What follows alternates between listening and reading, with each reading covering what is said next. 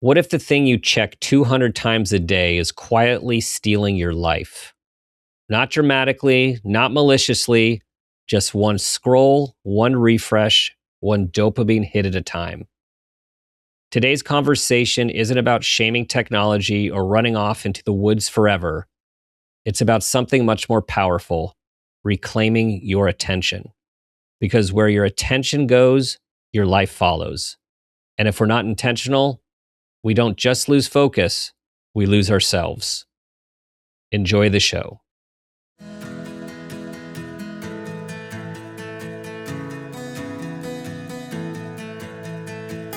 Welcome to Make It a Great One with Dr. Dan. I'm Dan Peters, psychologist and leadership coach.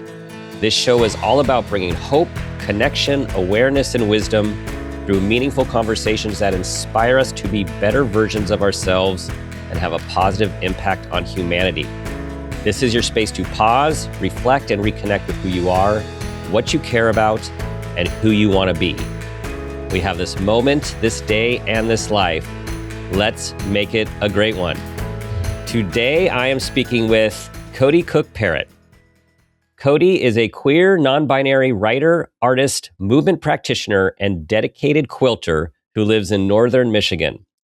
Their focus is attention, creative ecosystems, and research, so your practice becomes a scaffolding to grow steadily online and off. The author of 6 previous books, Cody's new book is The Practice of Attention, Cultivating Presence in a Distracted World. Holly Whitaker, New York Times bestselling author of Quilt Like a Woman, writes, "When our attention splinters, so do we. It's not an exaggeration to say this book will save your life. It saved mine." Wow. Cody, welcome to the show. Thanks, Dan. Happy to be here today. Okay, that's a pretty big endorsement right there. I know. Holly is an amazing person, an amazing writer. And when I asked her to blurb the book and she sent that back to me, I was just like, okay, this book has proven that it's doing what I kind of hoped it would. So Validating, very validating. And I'm excited to get into your story. The thought that came to me as I was reading your book, I would say your story, your guide, part memoir, is that quote that goes something like this: "Everything that I've done and experienced has brought me to this moment." It was like, I felt like, and I know your life has even more color to it than in the book, but so much of your journey seemed to culminate in your latest book. Yeah. Yeah. So much of, I look at a lot is addiction and recovery. And I've been sober for almost 15 years from alcohol, and the relationship I have to tech and social media is really so similar. And so I think that's what I was sort of thinking about when I wrote that. It's like so many of the tools that I've gathered along the way have really helped me with more than just like the thing that it was solving in the first place. Mm-hmm. My experience in 12-step rooms and just in spiritual spaces really helped me write the book and step away from social media. So, yeah. And when we think about recovery, and there is the abstinence model, and then there is the harm reduction model. And having worked a lot in the past with teenagers, we know that harm reduction tended to be abstinence is very hard when you're younger. Yeah. I mean, it's hard for anyone, Yeah. but especially when you're younger. So as I was thinking about your different journeys with addiction and abstinence and sobriety, congratulations, with 15 years with alcohol, and then the back and forth with technology and social media, it seems like that is more the harm reduction. And then for those listening, meaning like you do less, so you reduce the harm that it has on you. And I was wondering if does that fit your experience? Yeah. Yeah. And I'm so glad you folded this into the conversation because even as someone who, drinks zero alcohol when it comes to drugs and alcohol, I also am a huge fan of harm reduction and, just how important that is, and believe so deeply in just like needle exchanges and carrying Narcan and, just everything we can do to keep our communities safe. And I really think, the book is really written. I'm not currently using social media, but that's not to say I never will again, and I think that is sort of that harm reduction route is like, at this point in my life, it wasn't working for me anymore. It was Mhm. it was way too distracting to my creative practice and my partnership and my life. And there are times when I miss it. Just like I probably miss well, no, I was going to say I miss like having a glass of wine, but I never figured out how to have one glass of wine. So, but it's like, I have a desire to use it in a more normal, less addictive way. And the book does really walk you through how to do that, how to take digital detoxes and take breaks. And, you don't have to quit Instagram cold turkey tomorrow or whatever your, TikTok, whatever your app of choice is. I think there's a lot of ways to step back and kind of recalibrate.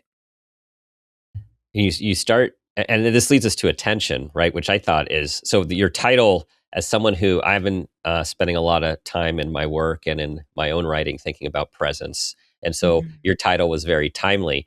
And thinking about attention and cultivating presence, um, and so many healing. There's just so many things that presence and attention does for us. And you start with the book by arguing. You would think that a researcher or a scientist or someone who studies attention should be writing this book, but you argue no, actually, an artist should be talking about attention. Yeah, I think that I was finding that it was all the other artists in my life who were saying, "Man, Instagram is really sucking my attention and sucking my energy and fracturing my attention." And I was like, "Oh, why is that?" And it was like, yes, I think many great pieces of art have been written in like 10-minute chunks. I think of like single parents, caregivers, people working multiple jobs. You can only fit in your creative time in these little moments. But for so many of us, there's like a rigor and a longevity to that discipline and that devotion that we need our attention. Like we need to be able to read and to write for long periods of time and to write music and record music. And it was, yeah, a lot of musicians and writers I was talking to were just like, I can't focus. Like I find that I just can't focus the way I used to. And so that's when I started getting curious about, what is the artist's or the creatively minded person's relationship to attention. And that is really interesting. Knowing creative people very intimately and working with them for a long time,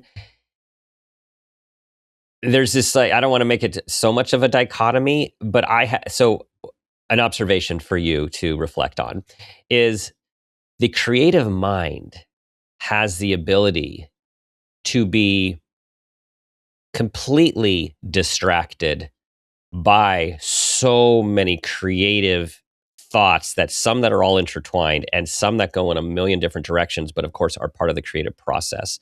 And then you just don't know when it's all going to land.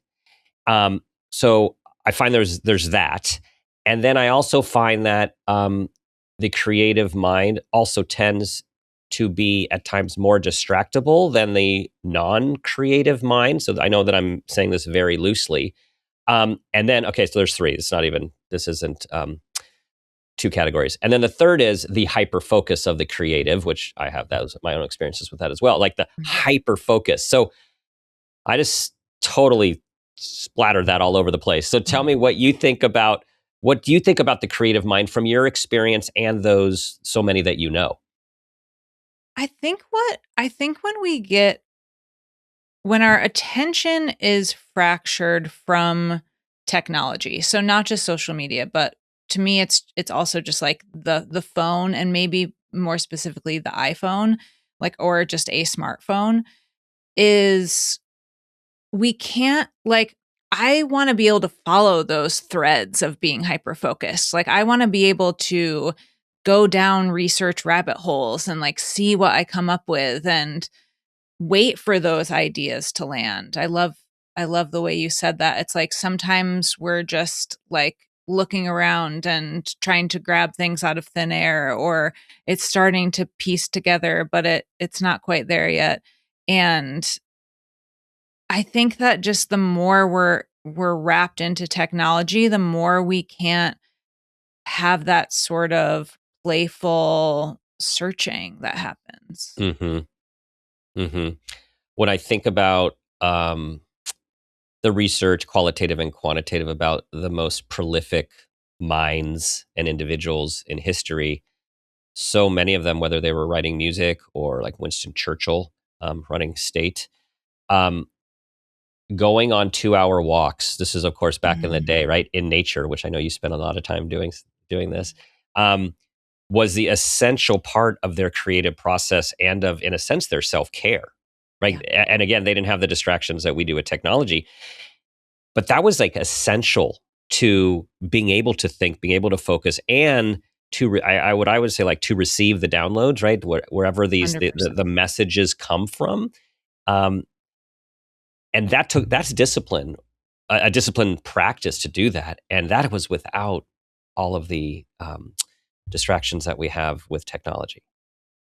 Yeah, I often think, like, whenever I'm trying to figure something out, that is a cue to me to go outside or to do Pilates or to put music on and dance, because I actually will, like you said, receive the information that is, for me, for a project, for a problem that I'm trying to solve, is much more available to me when I'm feeling embodied and connected to myself and to spirit and to nature for sure.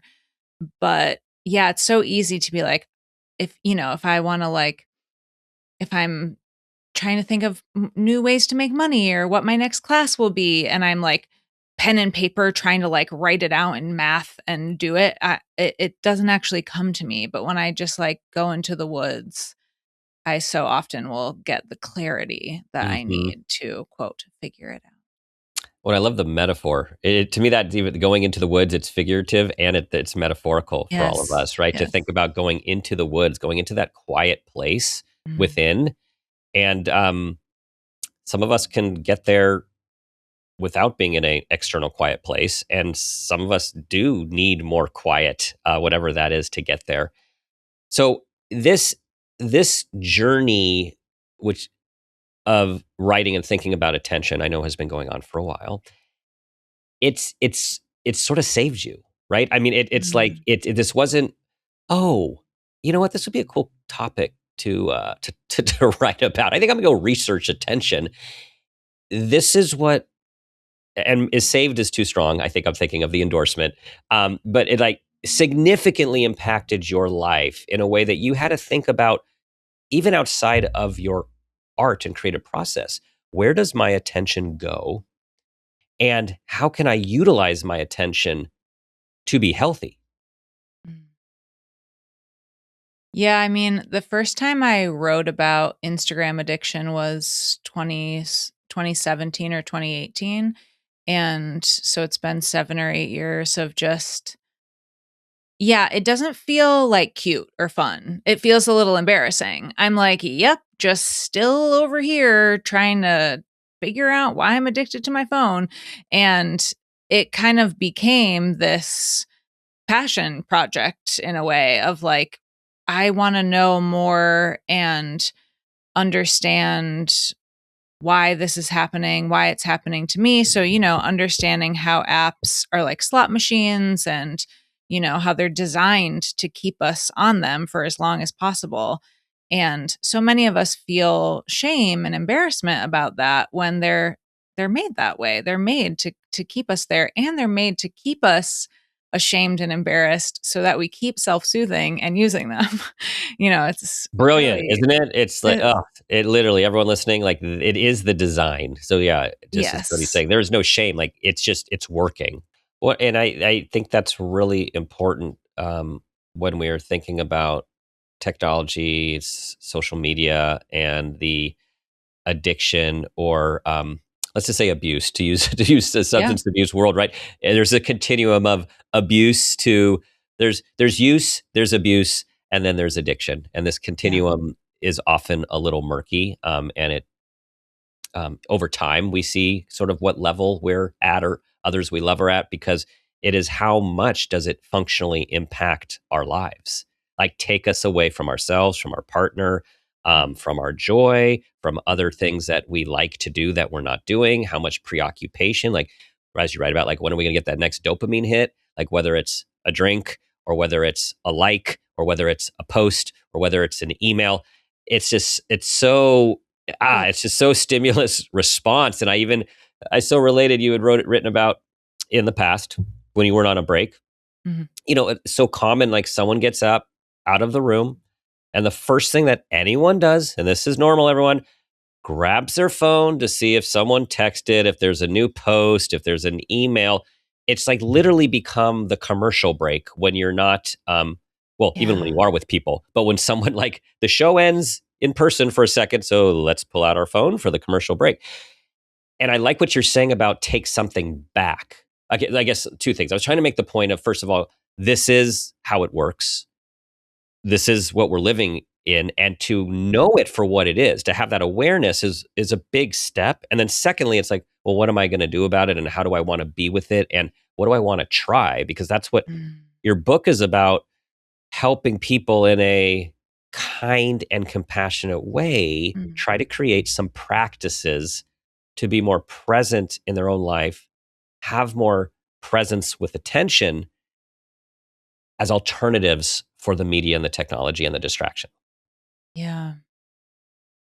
Yeah, and I won't lie, I texted a friend today and was like, "Did I make the biggest mistake of my career by deleting social media?" And having this book come out and wanting people to find it and tag it and be excited about it. And she just reminded me, you hated it there, and it was ruining your life. It was making, for me it was so just like I just couldn't put it down. Yeah. It was so, like you said, those dopamine hits of just, I don't even remember what I was doing on there. I just refreshing, searching, Right. clicking, Right.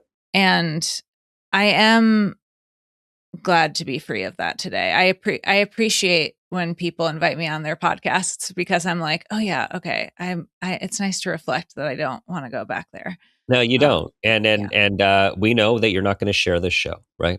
Yeah, and We I didn't know. won't be sharing Yeah, the show you, on you won't social be sharing the media. show. Yeah. We had not that long ago, but another guest who's the same like you, and this guest works with a lot of very high profile, very Mhm. visible people, Cool. and some of those people were saying like to her, like, come on, like you can promote this, like I just said something about you, and like that, like, and she's like, yeah, it just makes me question, like I'm questioning, but I just like this. So Yeah. I think it's bold, and I think it's courageous to not in a sense feel like you need to play the game. You Yeah. need, and that actually brings me to something you wrote and had said to yourself as you were getting off one of your times. And for everyone, just so you know, numbers, like at one point there was 82 plus thousand followers Mhm. on Instagram, right? So that's a thing. That's a Thing. following, right? And you said, do I have enough? And if not, why do I think I need more? Mm. Mic drop.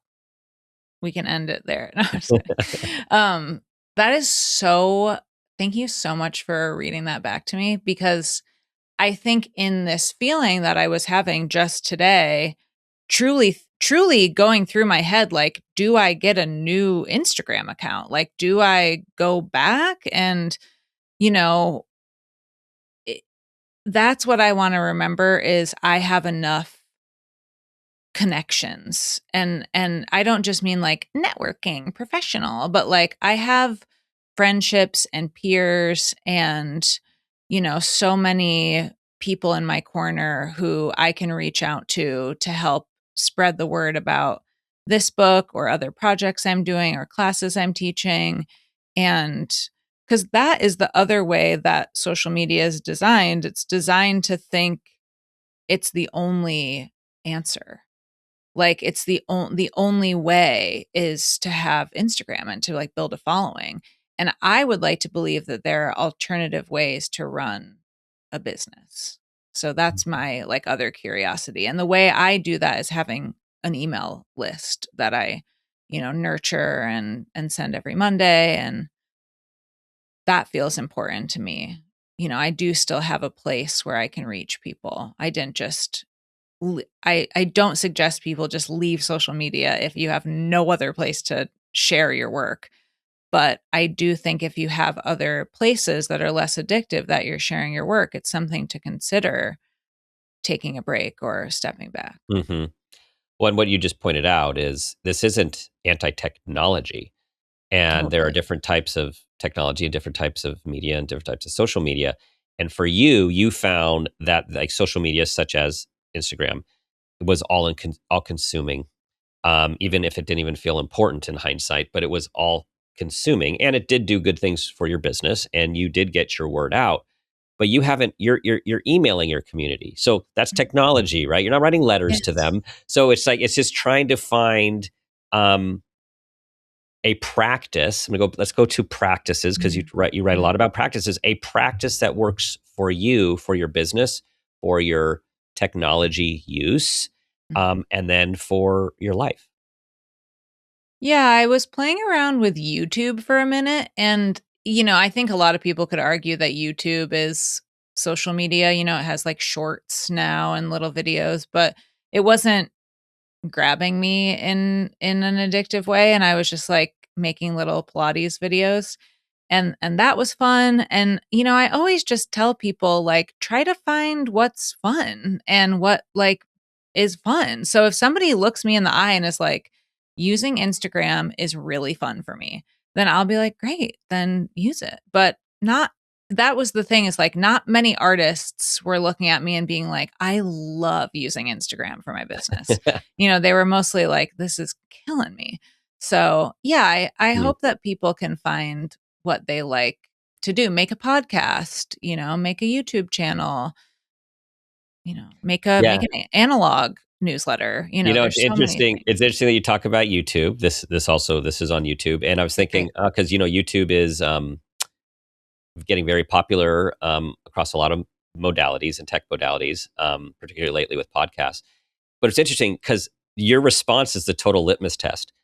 It doesn't have the dopamine. It's like you put it out there. You can, and I'm guessing they're going to develop some aspects of this. But isn't that interesting? Because it didn't give you the hit because it is Right, not a complete interactive um, right.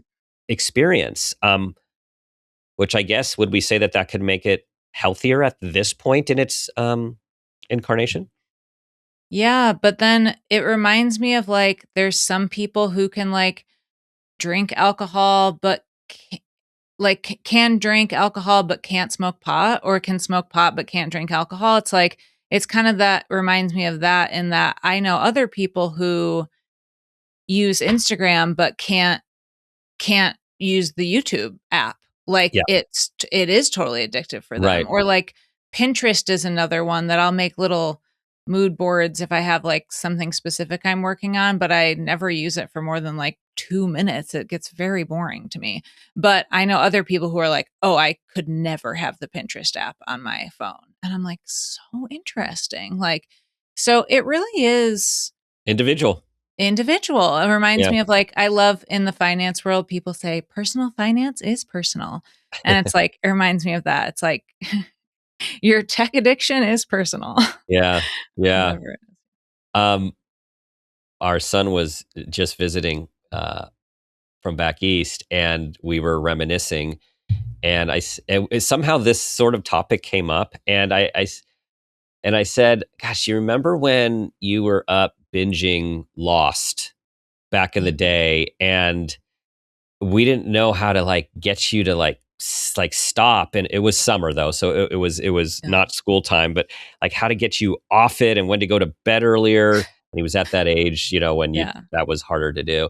And so I said, I remember that my dad parenting expert was like, "Hey, I should probably do what I tell my clients to do, which is why don't you join him?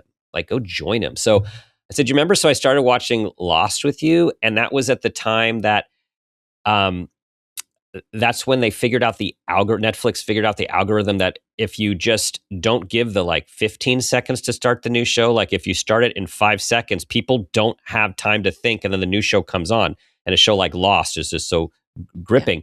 So I was like all in. So I go to do it, then I'm all in. And then one night he got up after a show or two ended, and he just turned it off. And I remember saying, "What are you doing?" Like, here, I'm the one. Right. You're "What are like, you what? doing?" And he's like, "Dad, I figured it out. If I get up and turn it off right when that show ends and I don't see the beginning of the next show, then I can stop and go to bed." I was like, Yeah. whoa, like you just hacked the system. And Yeah. I'm proud of you because I'm now sucked in, right? Yeah. Yeah. I kind of do that at our house. We have I can't do more than like 2 to 3, like I can do more than 2 to 3 episodes of a show, but I prefer not to.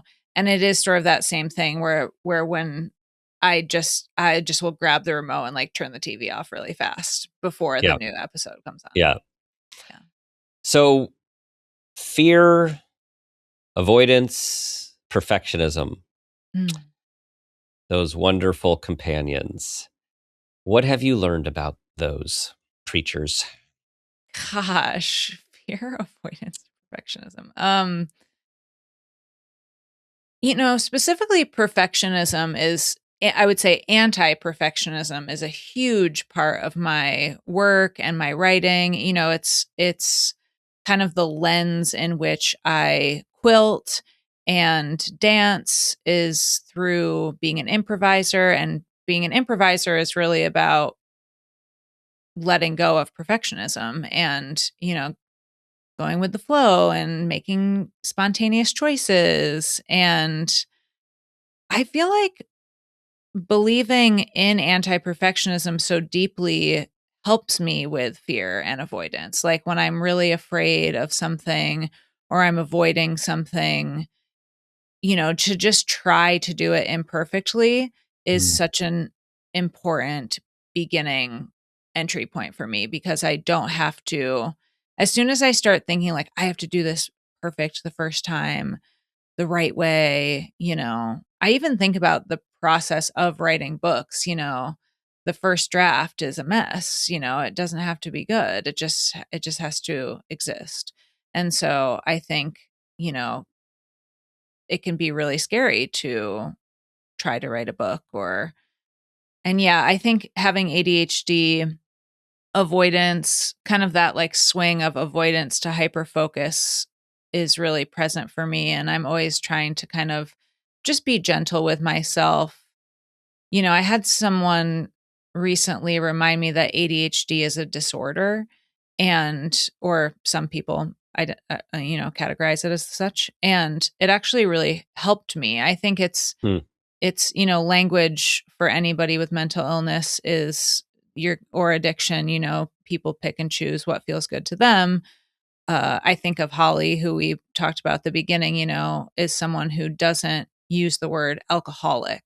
That but doesn't drink, Hmm. but that is a word that I use and feels empowering to me. It puts me in like community with other alcoholics. But I know other people who don't drink and they don't like that word. It doesn't work for Hmm. them.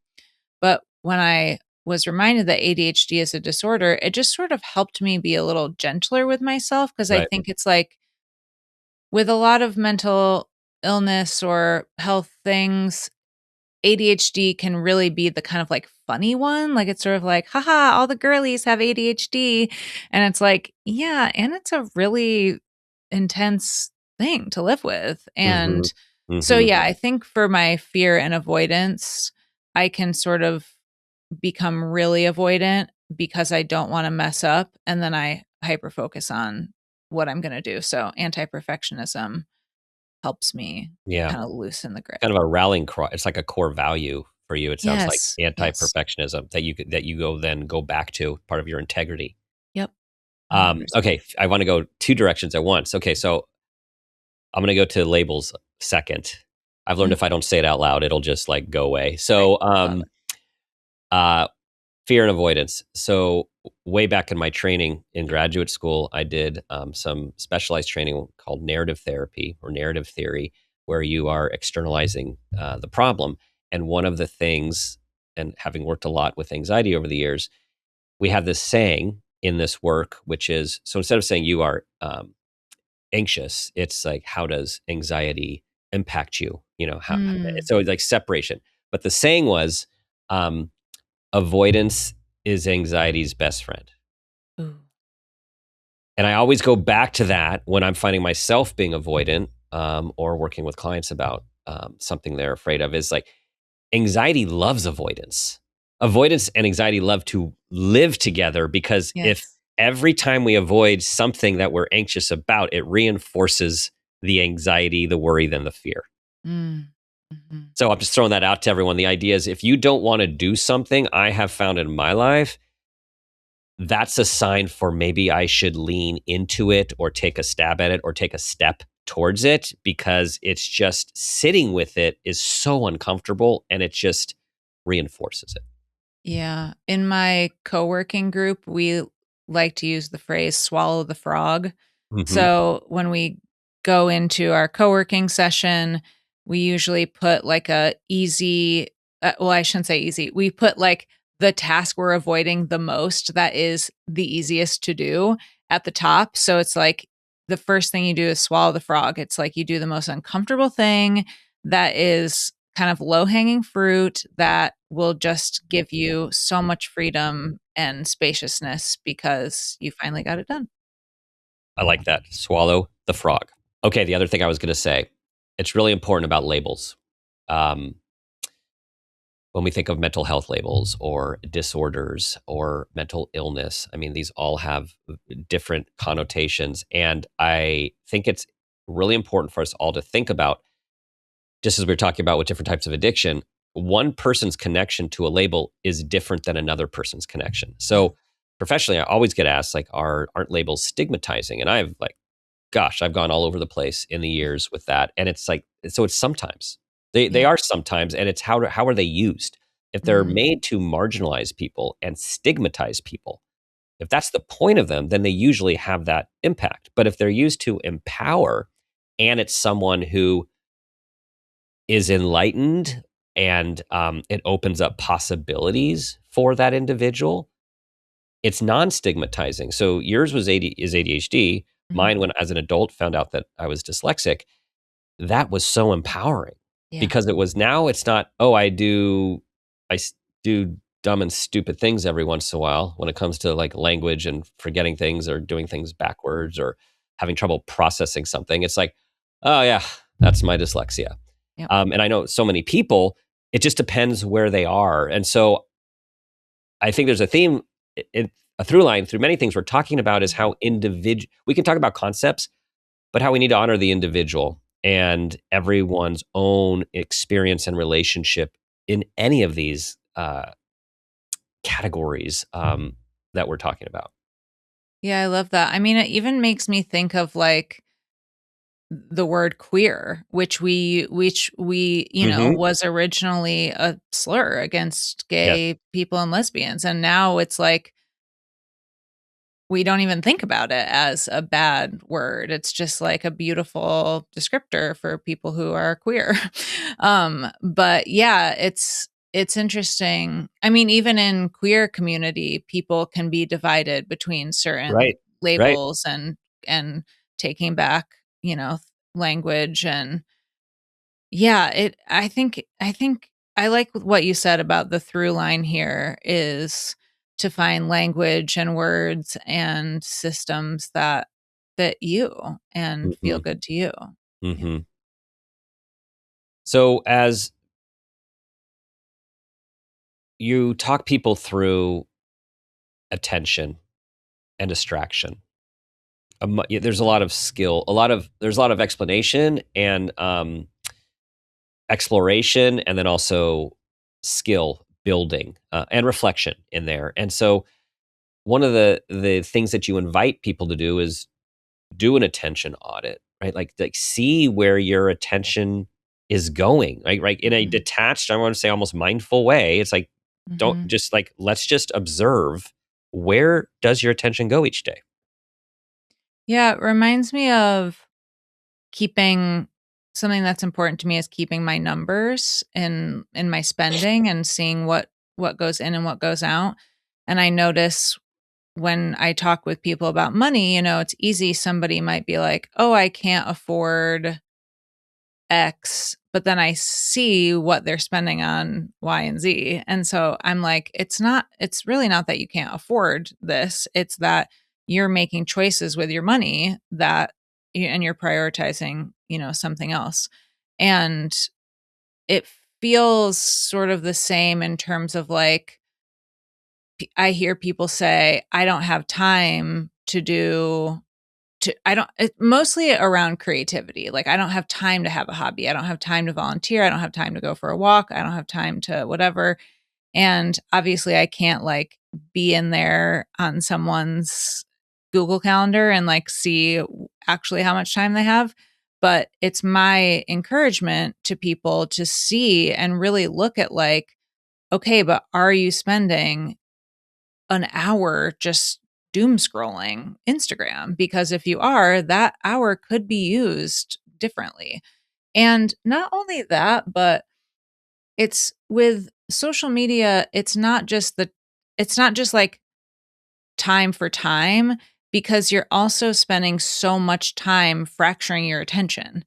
So it's like, when you scroll on a social media app, whichever one it is, you're seeing the news, you're seeing somebody's podcast, you're seeing somebody's online class, you're seeing a sale, you're seeing death, you're seeing war, you're seeing politics, you're seeing the Olympics. It's like you're seeing so many different things in 2 minutes, let alone if you're in there for like an hour.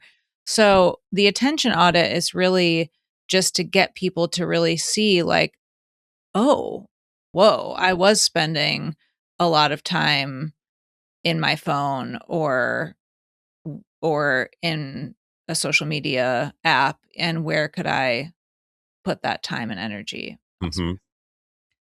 And that's when it comes to hobbies, creativity, movement, community, right? Like so many, meditation, Yes. nature. Yes. Um, like back to the basics. I think back to what you Yeah. talk about in your childhood, what you looked forward Yeah. to, going into the Mm. woods and seeing your dad carefree on those sacred and Yeah. probably too little times away from work and Yeah. in nature, and that you continue to cultivate in your life. Um, there is a lot we can do, and acknowledging we have to pull ourselves away from all of the distractions, and that is not easy. Yeah. It's really not easy. And, as we keep talking about this through line of it being so individual, I think of a lot of my friends who are parents, and I know that it's hard and that's the time when they want to sort of relax and look at their phone, or, the iPad is the babysitter, as they Right. say, whatever it is. Mhm. I would never, especially as a non-parent, I would never judge anyone's parenting styles in this economy. um, but I think that we can sort of start to look at, yeah, where does that time go, and how can we use it differently? Yeah. So awareness, we talk about awareness a lot, and it's the first step to Yes. anything is becoming aware, right? Whether it's I think I'm drinking too much. I think I'm on my phone too much. I think I'm yelling too much. I think Mm, I'm angry too much. I think I'm sad too much and depressed. Like, it's whatever it is, it starts with that awareness, and that awareness starts to create space that maybe there's some other possibility, or maybe we can reach out, get some help, do something a little differently. Um, and this brings me to two words, which I know, well, it comes from both recovery communities and also mindfulness and other spiritual traditions, and that's acceptance and surrender, mm, and mm. how important those concepts are. Two of my faves. Yeah, in 12 steps, there's a phrase that is acceptance is the answer to all of my problems today. And I do love that. And and yeah, gosh, surrender. I feel like if I'm seeing this like battle where if avoidance and anxiety are a team, like surrender and acceptance are a team and they're like Yes. battling against each other. Um Or not even because battling. Because you know what? Acceptance and surrender would do it like a total Jedi mind trick, something like totally, totally different, right? Right? totally. Yeah, yeah. Yeah, they're nonviolent. They're Yes, yeah, nonviolently communicating yeah, between each other. exactly. So Yeah, they're not battling. yeah. But yeah, I feel like acceptance is just such a balm for these times when it is so hard to figure out how to how to make money and how to live and how to be a good neighbor and how to be on our phone less and be a good partner and a parent and accepting. It's like I can't help but think of accepting the things we cannot change, and it's like, Right? and the courage to change the things we can, because and some of that is the surrender piece. Like, surrender to me is such an action step. It's such an action word. It's like I really have to, like we kind of just pivoted from battle. Like, surrender is like I am putting down the sword. Like, I Mhm. am done fighting and I have to just surrender and for me it's usually about letting in my higher power, and finding some relief in that. And agreed that surrender is not passive, right? A lot Yeah. of people think of surrendering as giving up.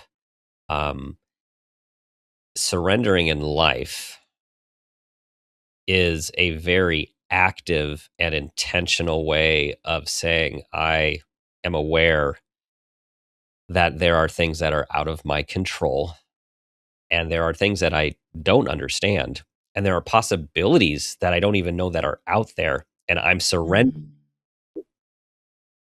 what is in front of me, or what is happening around me, in a way where it's not dissociation. Um, it is, I think, I mean, it's presence, right? It's a full act of presence, of being here and now.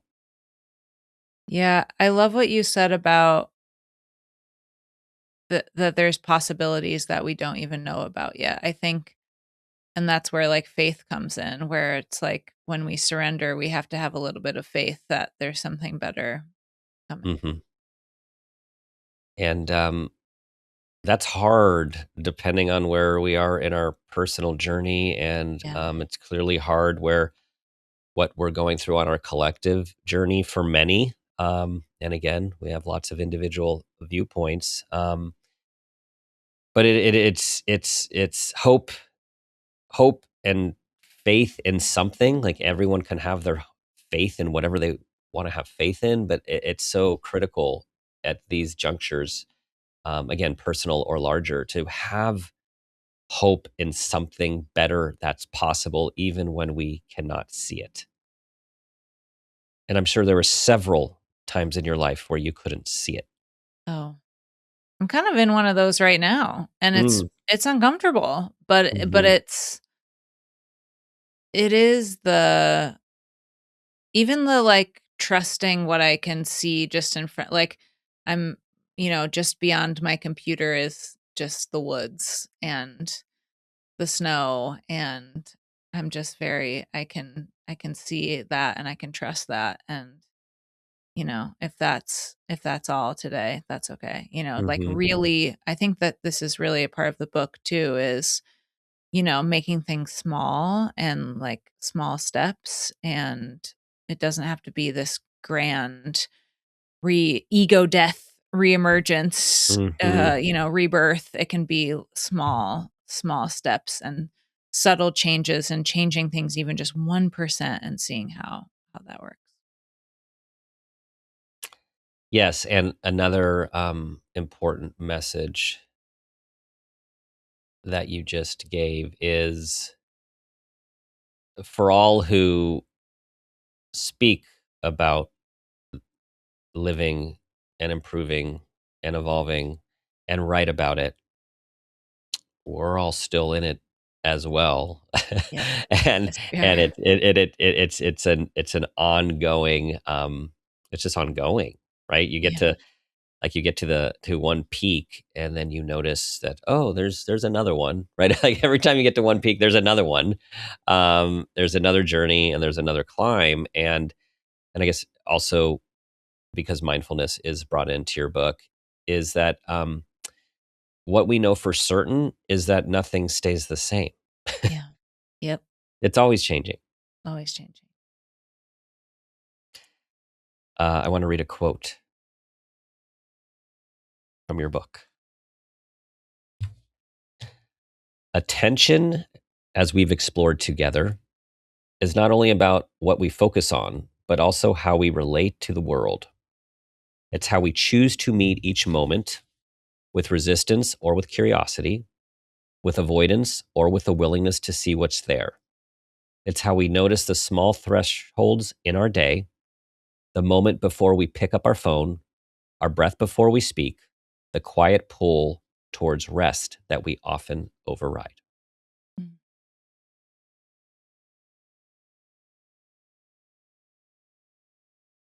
I feel like that was helpful for you to hear right Yeah, it was. now. I was like, "Wow, okay. That's pretty good." You're like, that's some good shit right there. That's some good shit right there. Yeah, I had a gender affirming top surgery last week, and I've been both in this like very blissful, euphoric space where I just feel so good in my body, and I'm in a lot of pain still. Mm, It was just a week and a half ago, and it's really it's really easy. My first book is called How to Not Always Be Working. Like, it's really easy for me to be like, time to go back to work. I have not to be too graphic, but I have drains coming out of me right now still, right. and I'm Yeah. like, time Yeah. to go to my interview with Dr. Dan. It's like I just can be so, and this whole conversation today, I just feel so grateful for, is reminding me that rest is not just like laying down, it's also like letting myself off the hook after this interview is over. Like, it's 6 Hmm. PM almost where I live. It's time to go to my beautiful girlfriend and make dinner together and pet our animals and watch a TV show or something. It's like, it's not time to figure out the next big thing that Cody's Yes. going to do. Right. It's like, I always want to be figuring it out. So, yeah, I feel very grateful for, I feel Yeah. very grateful that you read that. Yeah. Um, so I relate to a lot of what you said about the next and next and next. And also wish you a speedy and Thank healthy you. recovery, which I Thank know you. is part of the process. Yes. And thank you for showing up Yes. under Yes. the My pleasure. circumstances. Yes. Okay, so we're gonna wind down, and I'm going to read you one last piece Okay, great. written by you, Yes. now for you, and Yes. for all of us listening Perfect. or watching. And that is, it's like you walked right into this. It's perfect. I will not abandon myself in the rush to be productive, visible, or acceptable. I will not abandon what is alive in me for what seems urgent, but is actually unimportant. Wow. That I love, partly because of my like weird feeling just today that I should go back on Instagram. 'Cause that it would be I think it feels like it would be self-abandonment of, 'cause it feels urgent. I'm like, Right.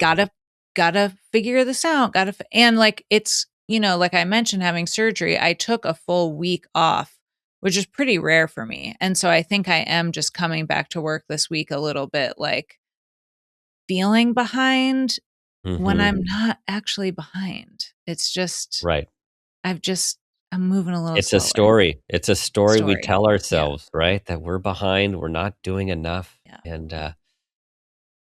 well, you know what? I'm going to leave us with this because it's another message in the book and one that I wholeheartedly believe in, which Mm, is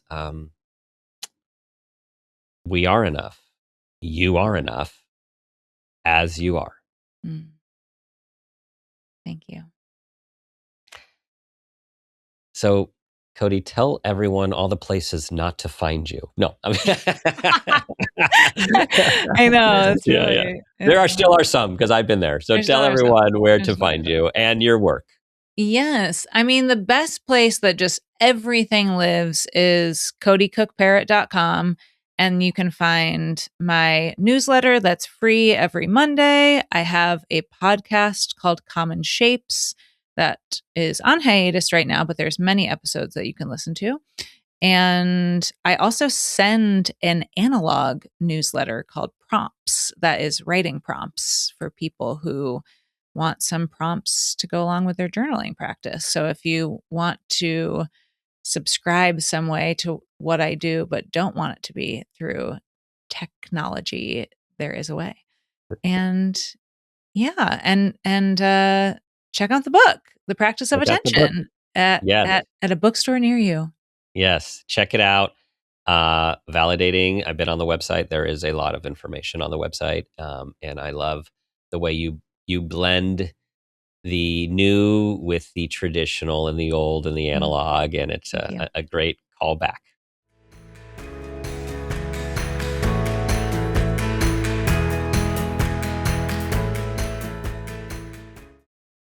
Cody models living authentically and shows courage in their willingness to be vulnerable with their experiences so we can all learn from theirs. So much wisdom, so much growing, so much humility and compassion in this conversation. Here are 5 key takeaways. Number 1, your attention is your life force. Every scroll, every click, every quick check adds up. An attention audit can be the first courageous step toward change. Number 2, the system is working exactly as designed. Social media platforms are built to keep us hooked. Shame is unnecessary. Awareness is powerful. Number 3, avoidance fuels anxiety, but small action dissolves it. Swallow the frog. Do the uncomfortable thing first, even imperfectly. Number 4, surrender is not passive, it's presence. Acceptance and surrender are active choices. They create space for faith, clarity, and unexpected possibility. And number 5, you are enough without the performance. You don't need to abandon yourself to be productive, visible, or acceptable. You are enough as you are. Take that in, everyone.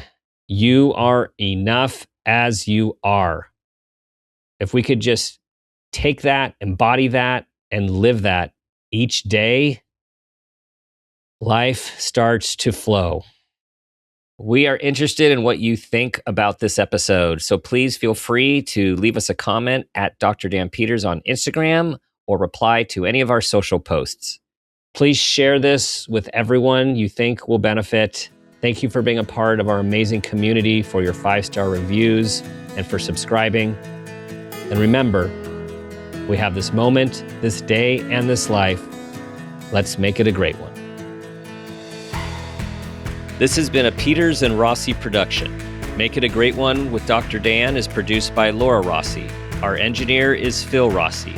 Theme music is Uplifting Folk by Awesome Music. Artwork by Kelly Dwyer. Follow us on social media at Dr. Dan Peters. For more information, visit drdanpeters.com.